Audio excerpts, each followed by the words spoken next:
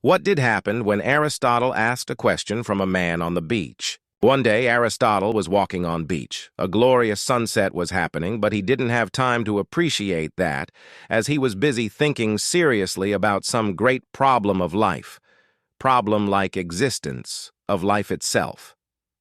While thinking, he walked up and down the beach. There on beach, he saw another man who was doing something very intensely, so intensely that Aristotle couldn't ignore him.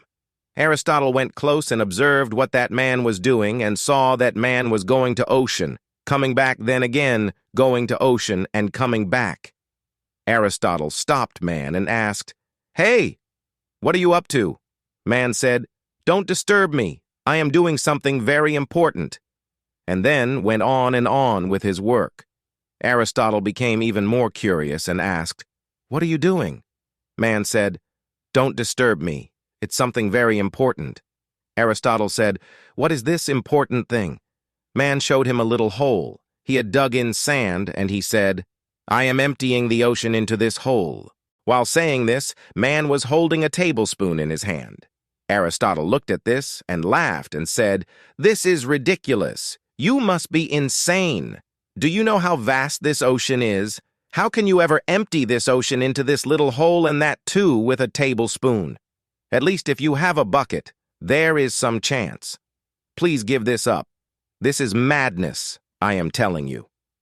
Man looked at Aristotle, then threw spoon down and said, "My job is already done." Aristotle said, "What do you mean? Forget about ocean being empty, even hole is not full. How can you say your job is done?"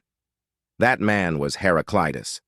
He stood up and said, "I am trying to empty ocean into this hole with a tablespoon. You are telling me it's ridiculous, it's madness, so I should give up.